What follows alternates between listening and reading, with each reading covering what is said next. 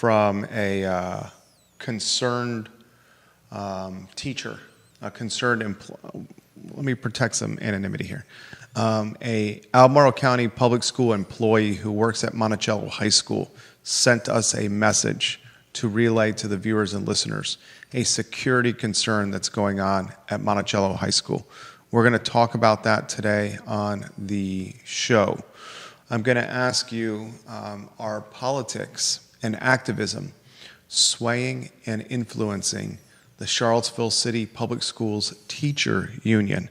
An interesting thread on Reddit got me thinking about the head of the teacher union, Shannon Gilligan's comments to the Daily Progress, where she is threatening the University of Virginia, saying, "We will not allow your students to log classroom hours at city public schools anymore." And she's doing it as president of the teacher union. And she's gotten a lot of blowback and has kind of entered a firestorm by using her position as the president of the teachers union to threaten UVA over the Federal Executive Institute not going the public schools way. And a lot of folks are asking, as a teacher union, isn't your job to do what's best for students and teachers across the board? And by taking student UVA teachers out of classrooms, that's not what's best for teachers and students at public schools. So I want to unpack that on today's show because I think you're seeing activism and politics sway decision-making within the local teacher union. We'll talk about that today. We need to talk about the honor code at the University of Virginia. The Jefferson Council is doing a really good job of shining light on this. It is, cheating is running apparently so rampant at the University of Virginia that the school did an investigation into cheating, in particular at the Darden School, and found that it was so prolific that they were afraid to release the results for fear of scandal and reputation hit. So the question being asked is, Thomas Jefferson's single sanction honor code purely pomp and circumstance and window dressing, or is it legitimately still an honor code of merit? I want to have that conversation on today's show. We'll talk some housing news. We have a hotel that's being repositioned as multifamily housing, as apartments. That topic on today's show, it's the Red Carpet Inn. And friend of the program, Juan Diego Wade, has retired from his work at Albemarle County to focus maybe on his second term on city council, and certainly as he finishes his time at mayor. Remember, Juan Diego Wade is running for a spot on council. So a lot to cover on the show. Why don't we go to the studio camera, Judah, and then a two-shot. Of course, we're going to give some love to Charlottesville Sanitary Supply in a matter of moments. But I ask you the same question to start each show. You get me thinking as well. Which headline do you find most intriguing today, and why? I'm definitely intrigued by the coverage of UVA and the honor code. Obviously it's a major talking point at the very least for UVA, but I wonder how practical it is in today's world. Is it just is it a throwback to an older time, or is it worth continuing with? Man, I could never think of UVA without the honor code. And to have a conversation on the show now that not only is the honor code potentially a thing of the past, but it's that cheating is so rampant that an investigation was done by the University of Virginia into what they've heard is rampant cheating, and those results they did not want to release for fear of reputation hit, for fear of scandal and takedown, and for fear that it could impact performance rankings. There's a lot of similarities to the UVA health story, where the investigation into alleged white-collar racketeering, fraudulent billing, upcoding, medical chart changing, that report wasn't released. Right. And the initial motive behind that behavior was to preserve rankings and to maintain power. So similarities with Darden, what's going on there, and UVA Health. We'll have that conversation on today's show.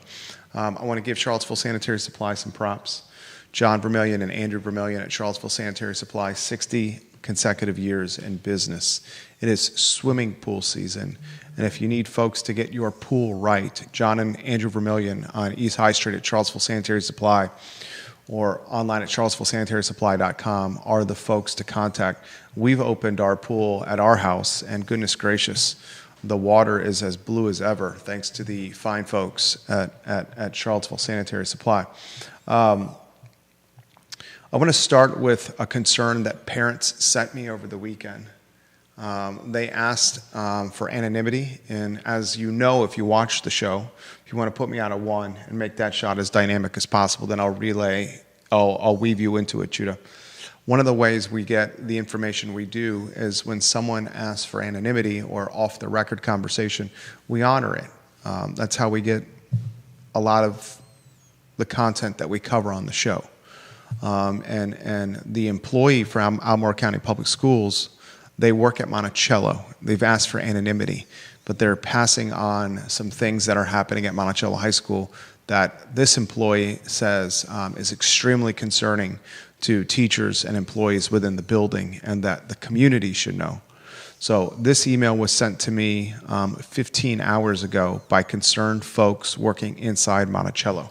I'm going to read it to you guys verbatim so you guys get a feel with what's going on at one of the larger high schools in Central Virginia. I think Albemarle High School, I believe, is the largest, but Monticello is certainly one of the top 3 or 4 from a size standpoint. It's in Albemarle County Public Schools High School. So here's the email, then I'll weave you in, Judah, okay? This is, I want to share with you a concern of a friend who wishes to remain anonymous.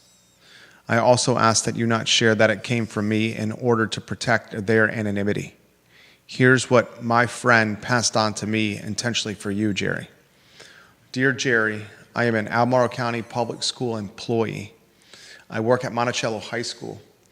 I was recently made aware that the school board has approved the termination of 4 of our 6 security officers for the 2026 school year due to the new budget. The school board will also not allow our school to decide how they would like to allocate their staff.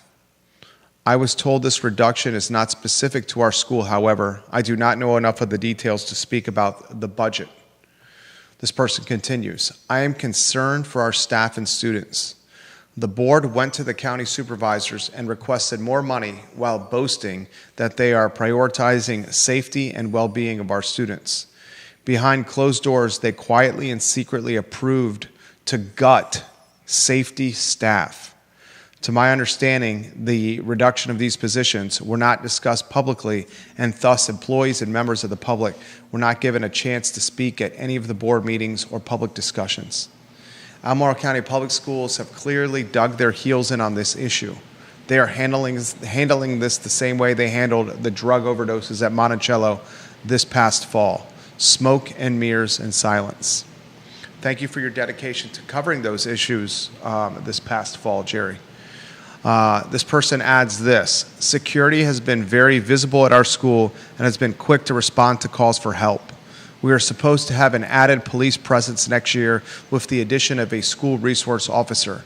That is long overdue. It is my understanding that police and security have separate rules and responsibilities, and police are not able to assist staff with certain behavioral or disciplinary matters. I am hoping that others will reach out if they have not done so already. I am not emailing you directly out of fear of retaliation from Albemarle County Public Schools. Sincerely, a continued supporter of your program. So here's what we got in a nutshell, and that was the email that was sent to me over the weekend by an employee of Albemarle County Public Schools, someone who works at Monticello High School.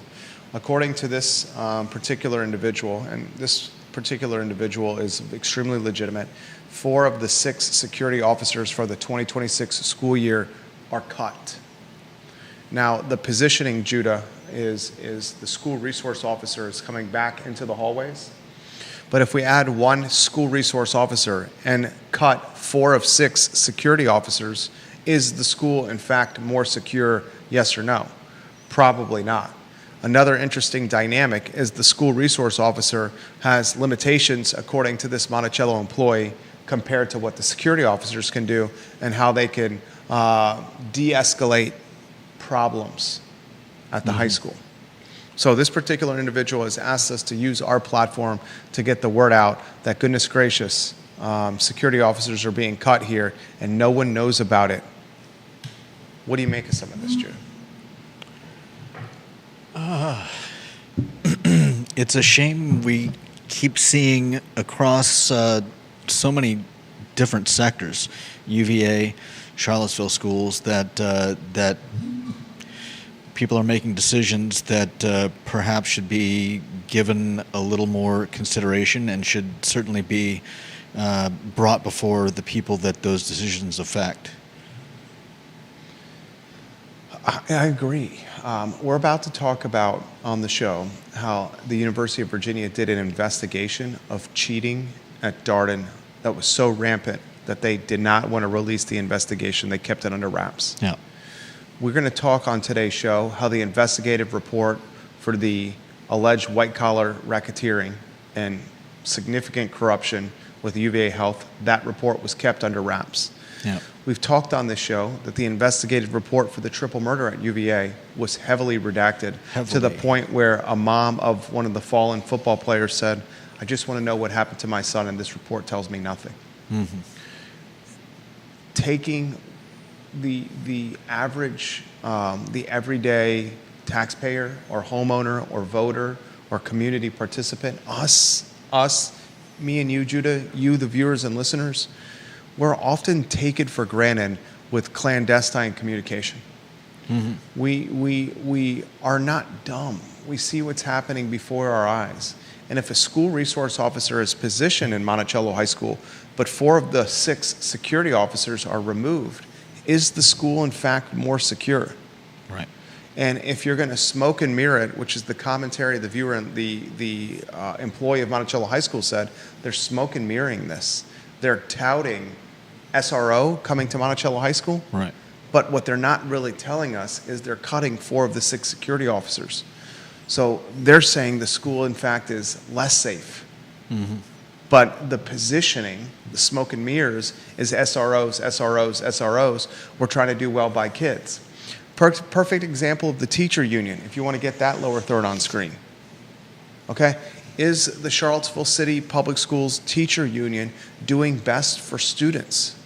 The president of the union talks to media, the Daily Progress, and says, if we don't get what we want from UVA, the Federal Executive Institute, we're going to say, UVA, you can't place your students in our classrooms anymore.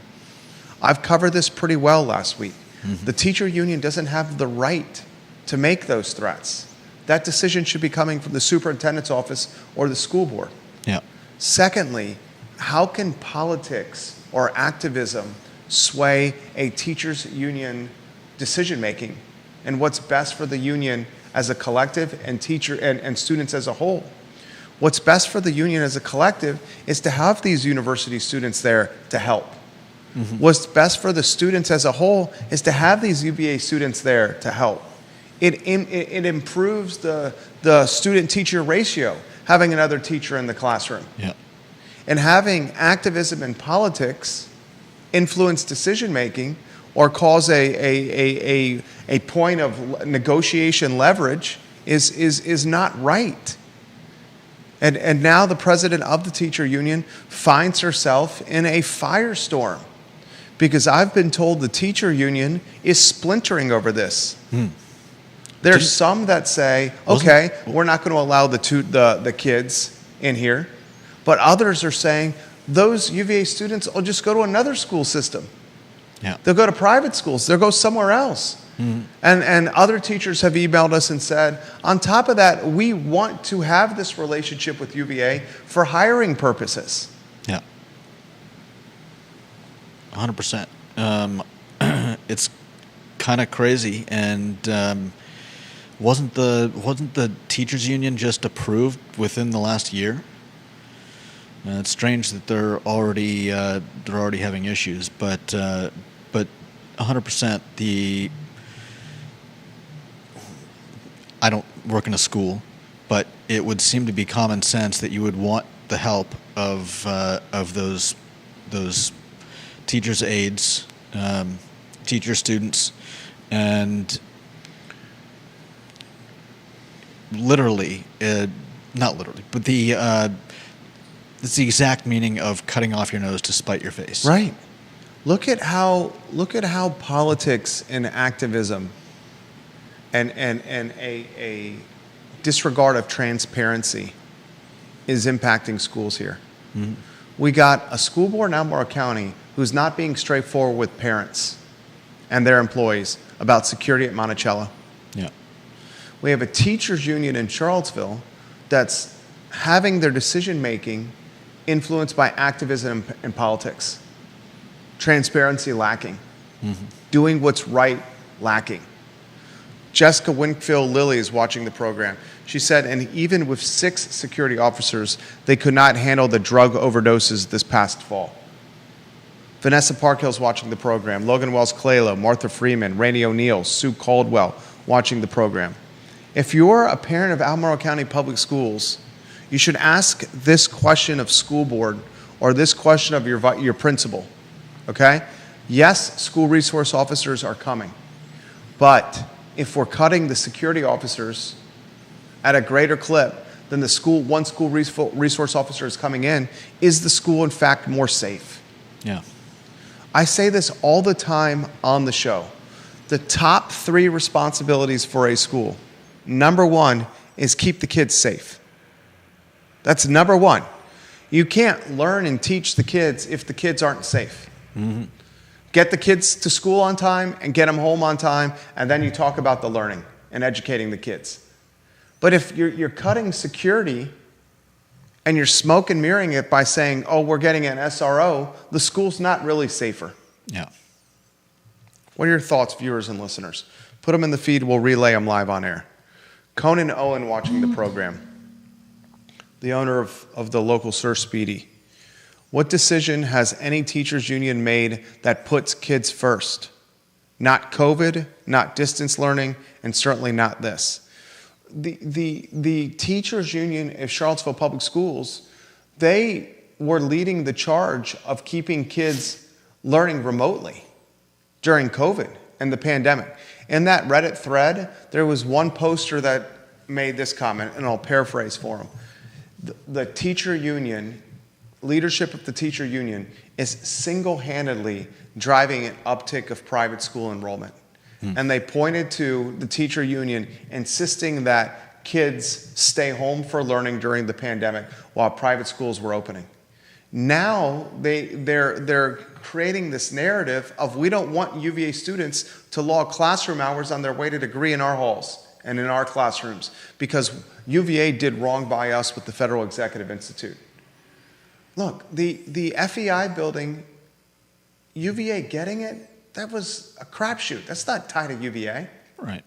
And if UVA hadn't have gotten it, it could have gone to somebody not tied to Charlottesville Public Schools, Charlottesville City, or Albemarle. It could have gone to something completely different.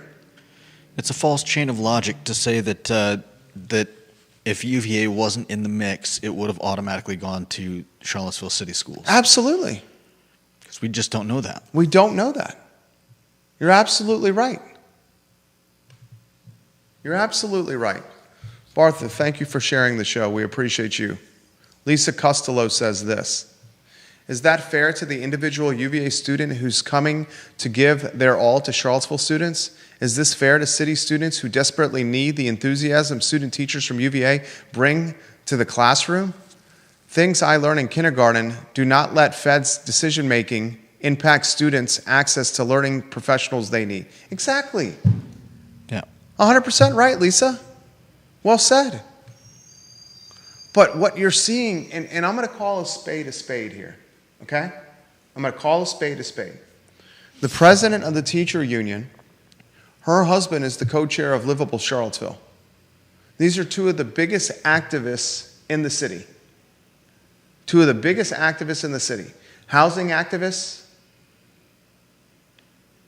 anti-UVA activists,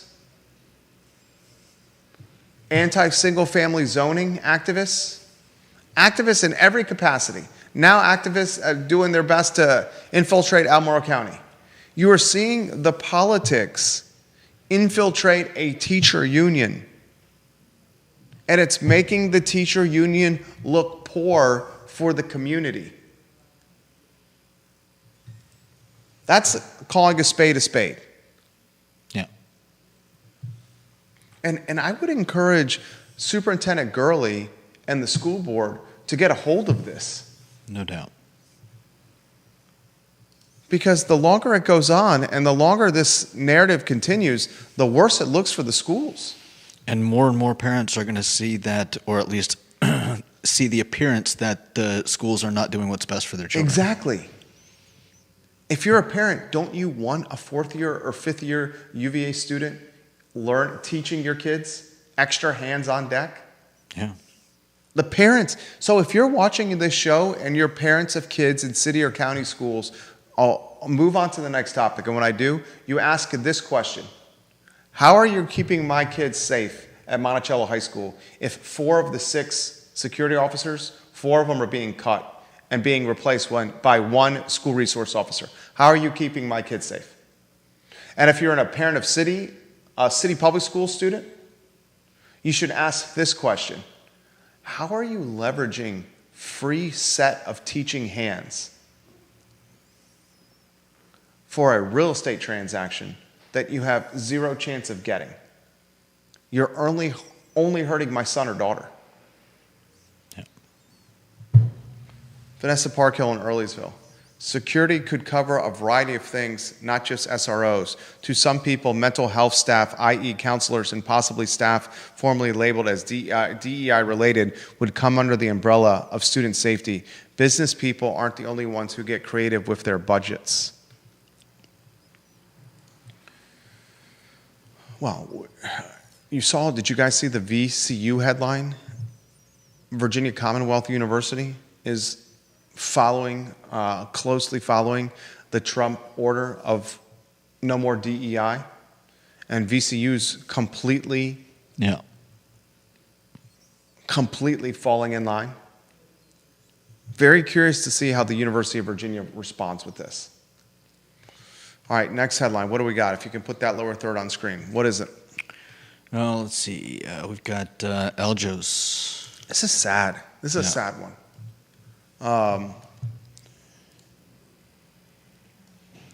I'll get to John's comment here before we get to Eljos.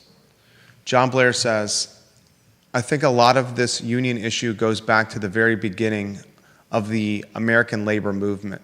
From the 1880s to the 1910s, there was a labor movement that was very political and activist, most notably the Wobblies. But Samuel Gompers led the American Federation of Labor and said unions should only focus on wages and working conditions, no politics or activism. Gompers' vision won out. CVille seems to be re-litigating this issue.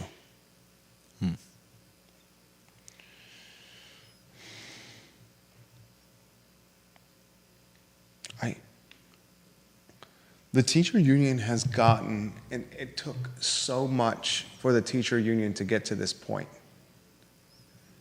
It took so much work and effort for the teacher union to get to this point. And we're in the second inning, and in the second inning, this organization that worked so hard to get to this point is utilizing decision-making or a process of decisions that is not best for kids. And it's a bad look. It's a bad look. The next headline, Eljos Traditional Clothes is closing. The city is certainly losing an icon here. Yeah. There was a deal in place to keep Eljos alive. Miles Thurston, friend of the program, Trent Thurston, father-son, run Eljos. Mm-hmm. Unfortunately, that business broker transaction fell through, and Eljos is choosing to close. To say that this is an icon is an understatement. There's few businesses that have withstood the test of time like Eljos Traditional Clothes. Mm-hmm. Initially, first on the UVA corner.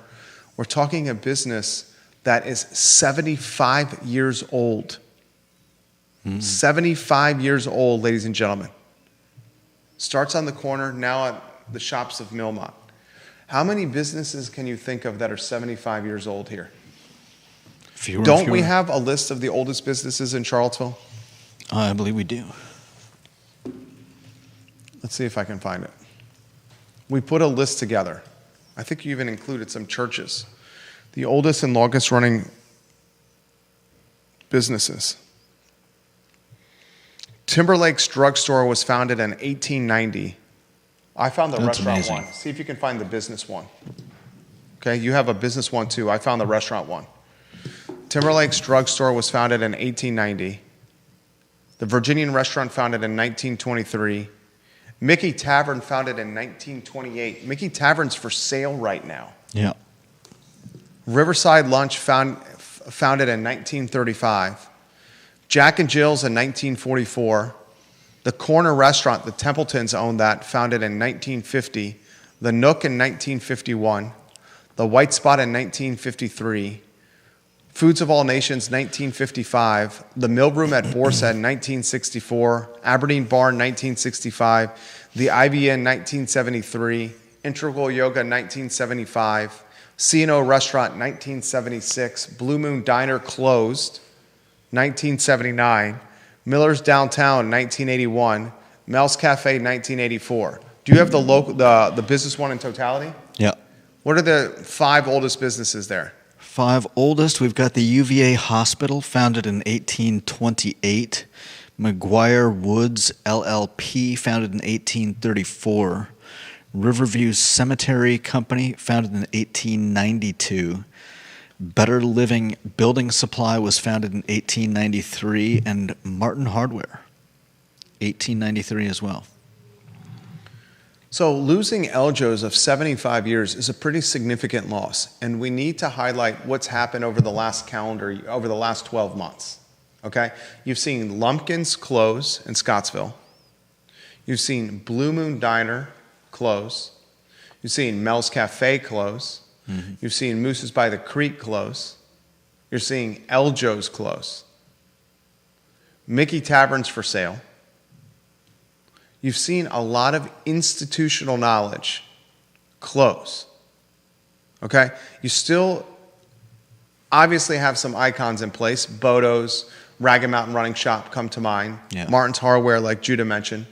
But the small merchant, the locally owned brand and business is facing so much challenge and difficulty right now. Yeah, I think the only two local men's clothing stores left are both on the downtown mall. And are both open? I couldn't tell you. I thought one of them closed. I know there were 2 at one time. I thought one of them closed. I highlighted the impact of how Charlottesville changed during COVID. And I've highlighted on the show, prior to the pandemic, this shop local, support local commitment was as strong as I've ever seen it in Charlottesville. Then COVID hit, and hybrid remote work and an influx of new people, an uptick in population in Charlottesville, really watered down the commitment to shop local, and it's unfortunate. Because you had a lot of folks move here. That's when you start seeing real estate spike. We'll be able to point to the pandemic and say, this was one of those times where Charlottesville significantly changed. COVID. Because you had an uptick in population, a very wealthy uptick in population come to Charlottesville. That drew up the cost of living, that really throttled inventory, that diminished the commitment to shop local, support local, because there wasn't as much institutional participation, longevity participation in this community. It was new blood here. We'll point to that 2-year period, COVID, and say, this is a period that Charlottesville really changed. Young Men's Shop, Philip Dow said, closed a long time ago, Judah. What's that? He said the Young Men's Shop closed a long time ago. The men and boys shop? He says the Young Men's Shop Oh. closed a long time ago. Philip Dow in Scottsville. Thank you, Philip. Sad to see Eljo's close. No doubt. And another thing that's interesting is what's going to replace that in the Millmont shops? Think about it if, I believe David Sloan is one of the co-owners of the Millmont shops behind Barracks Road Shopping Center. David Sloan had the famous Sloan's Restaurant there.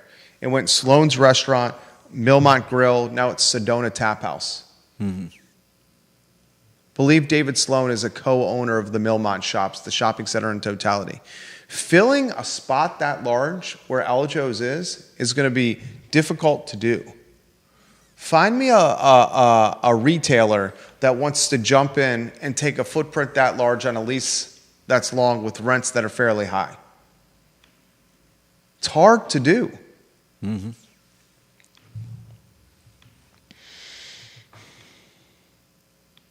Vanessa Parkhill says, that split in philosophy with CVille teachers highlights why Virginia needs to remain a tight right-to-work state. That's something that's coming up in the governor's race this year with Winsome Earl Sears and Spanberger. What's your next headline? What other local businesses, Philip and Lisa and Ansari and Vanessa and Conan, viewers and listeners, are we missing?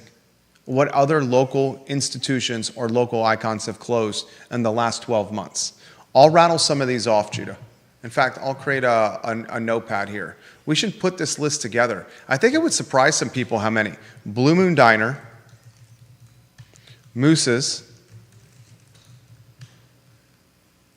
Aljo's,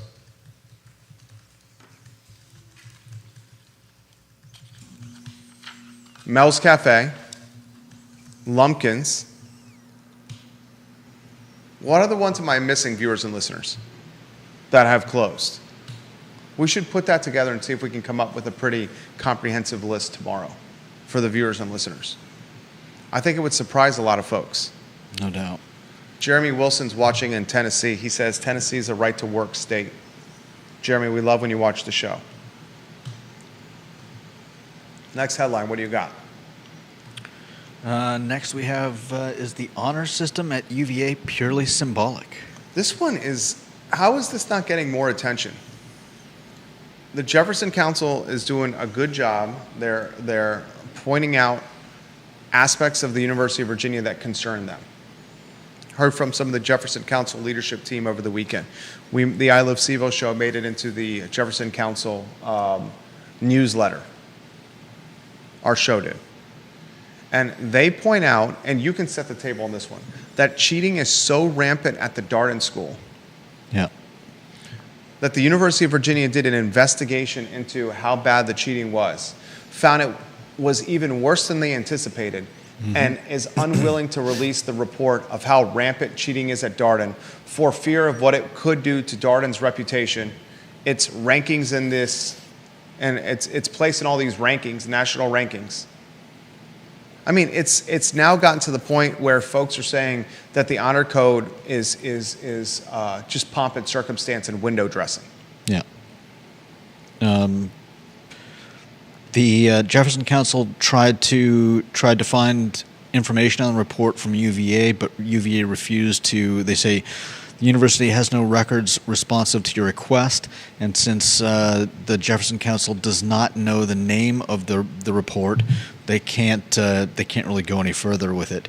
And talking with students at UVA, they found that most students seem to know exactly what's going on, and that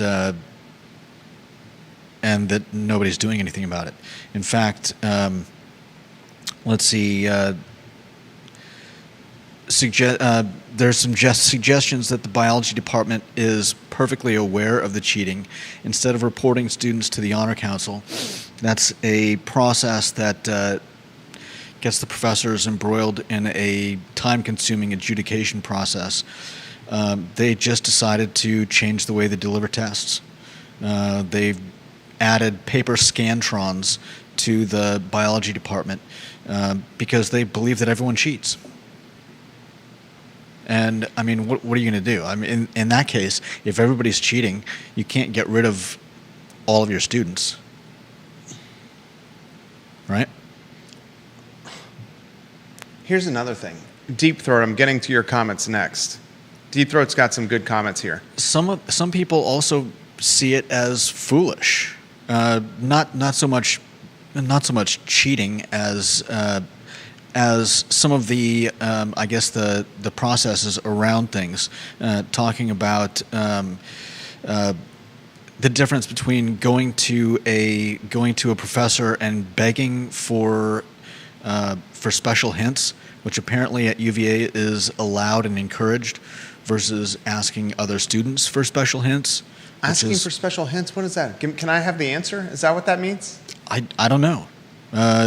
Apparently going to a teacher and asking for special hints, maybe just a way of giving you foreknowledge of the type of test, the type of questions that will be asked on a test. I honestly don't know, but not everybody sees this the same way.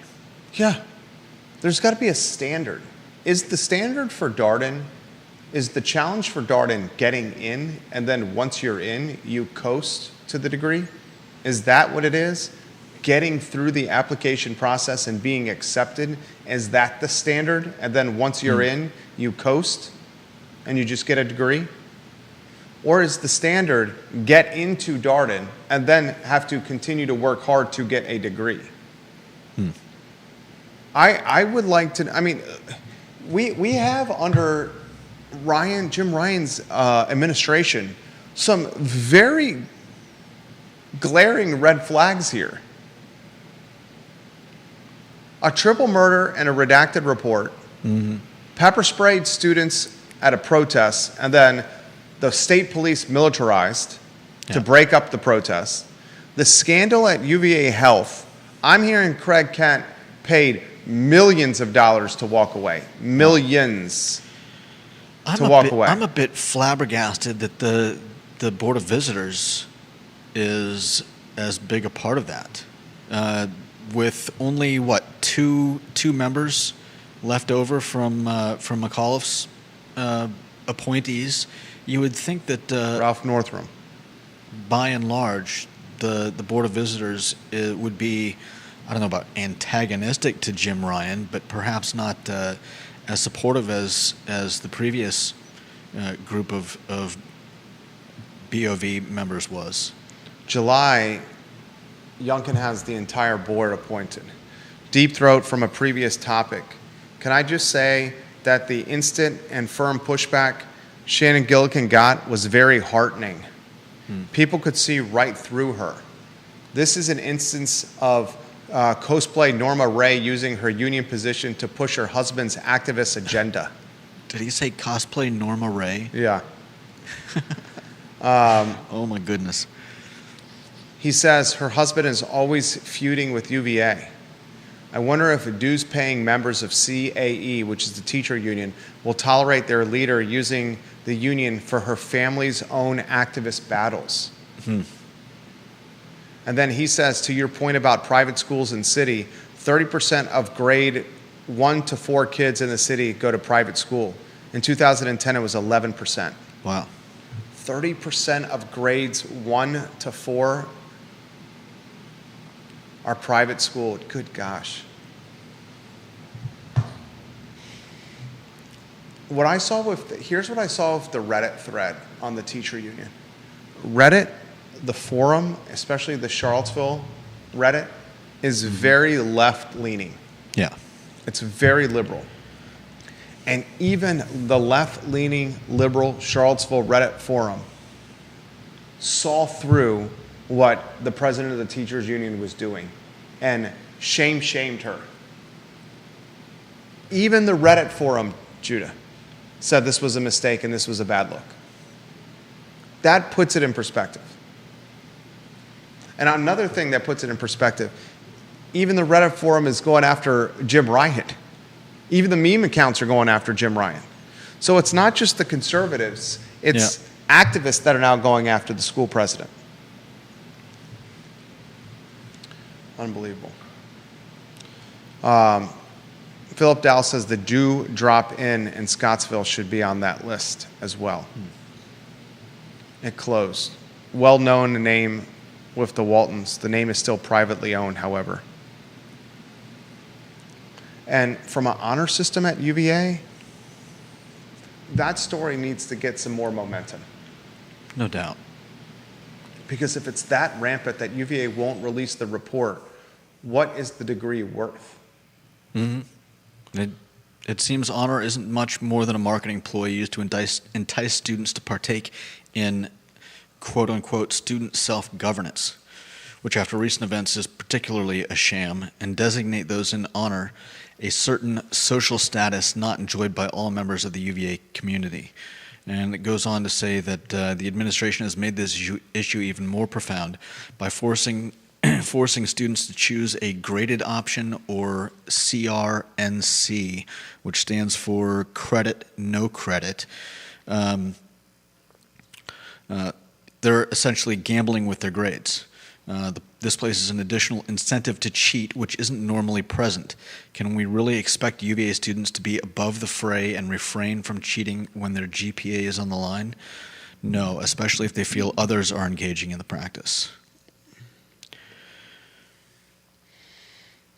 Goes on to say that if students are unwilling to turn in offenders and faculty reformats tests in lieu of prosecuting cheaters, then the community of trust does not seem to be working as advertised. Yes. I don't know if that's I don't know, is that a sign of the times? Is that a sign of an expanding university? Is it going to get to a point where there are so many students that it's just not economical to keep too close an eye on these things, or is it something that is worth holding on to? This comment comes in, great stuff from Judah. This comment comes in from a concerned mom. Speaking of Albemarle County Public Schools in Monticello, she says, I need anonymity on this one, but there's still lots of drugs still floating around Monticello High School, although the kids aren't being caught with them until they get home.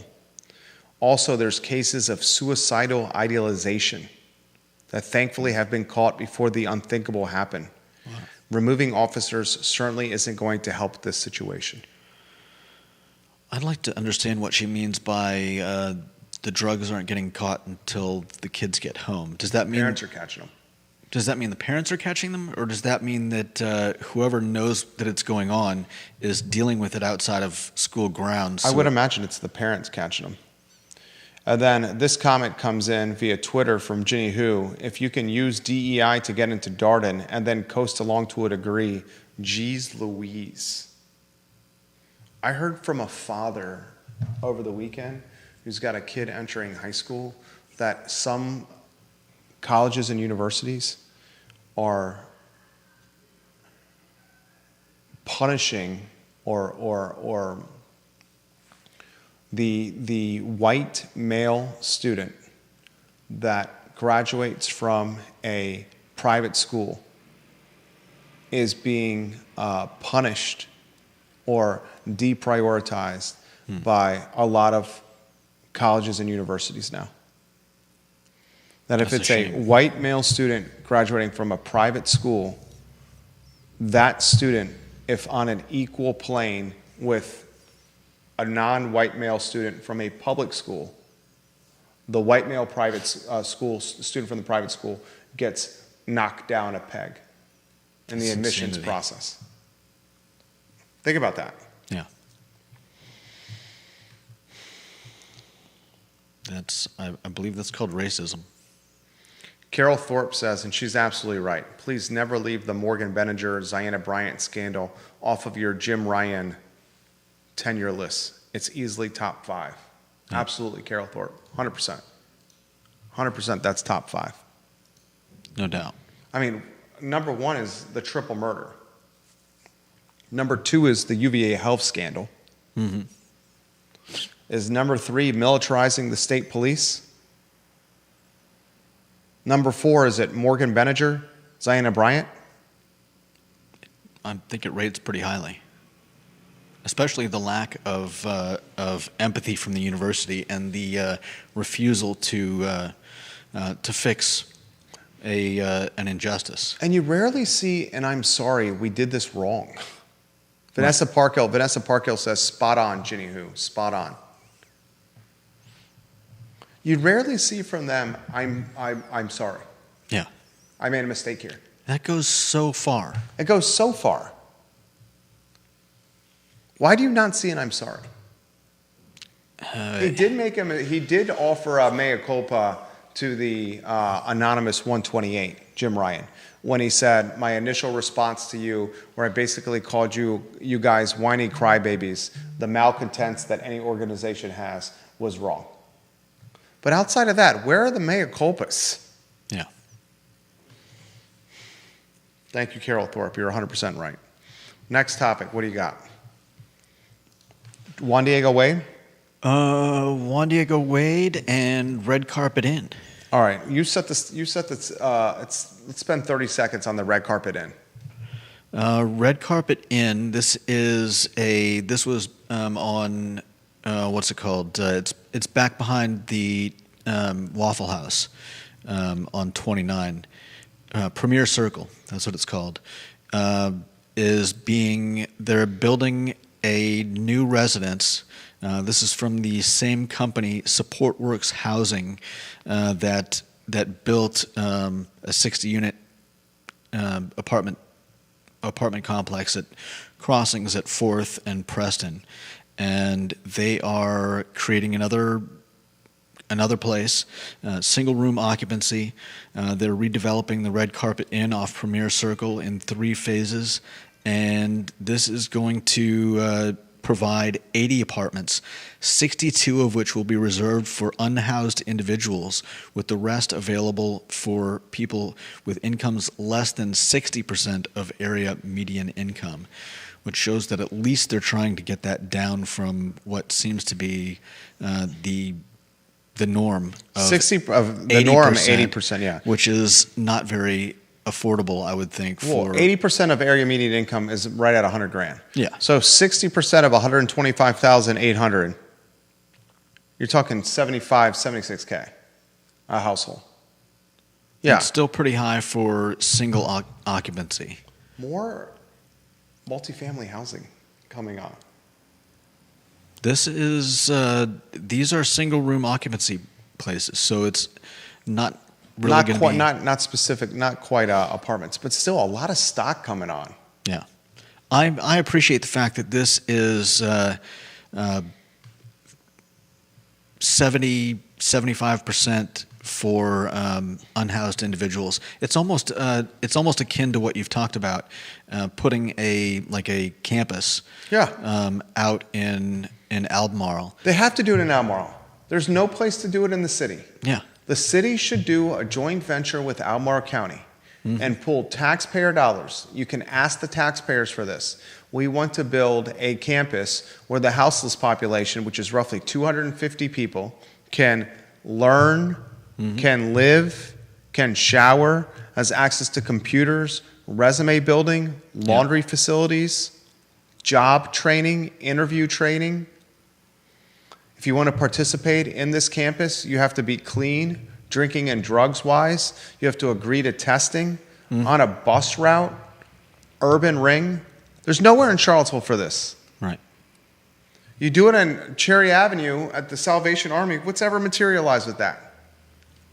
What's going on with that? Charlottesville should JV with Albemarle County and do it that way. No doubt. All right, last item out of the notebook is let's give Juan Diego Wade some props. The man's retired after a number of years of commitment to Albemarle County professionally. Juan Diego Wade now focused on his second term with Charlottesville City Council. Currently the mayor, anybody you run into, people like Juan Diego Wade. I mean, he's got an impressive list of, he's involved with Ready Kids, Charlottesville Parks and Rec, The school board. Virginia School Boards Association, Charlottesville Police Foundation, 100 Black Men of Central Virginia, United Way of Greater Charlottesville, Charlottesville Albemarle Technical Education Center, and I believe there are probably more. So, you know, Juan Diego Wade has put a lot of his time and sweat equity into helping out Charlottesville and Albemarle County. Absolutely. May not always agree with Juan Diego Wade's politics, but you cannot doubt his commitment. No, definitely not. Okay, so now retired Juan Diego Wade, he is seeking a second term on council. John Blair leaves this comment: take a look at last week's New York Magazine. They had an article on artificial intelligence and how college professors nationwide are retiring because cheating is so rampant across America. What people do not realize is this: the future is going to be tilted to the top 5 to 10% of kids. It will make today look like a socialist paradise. The kids who don't cheat and are smart are going to be few and far between. They're going to own the future like nothing this country's seen before. Yeah. No doubt. I said, I think it was on last week's show, that AI and technology are going to cannibalize a large portion of jobs. A large portion of jobs. And the survivors in this Darwinistic professional world we're about to enter are going to be the ones that can provide value that technology and AI cannot do. Those will be your deal makers, your master networkers, people who can source and find money for other people in deals, the people who have the ability to see a few steps ahead and hedge risk. But a large portion of the workforce is going to be completely replaced by what's coming. And it's not just going to be frontline folks at a McDonald's that are going to be replaced here, folks. Mm-hmm. All right, it's the Monday edition of the show. Judah Wickhauer, Jerry Miller, the I Love CVille show. Thank you kindly for joining us. So long, everybody.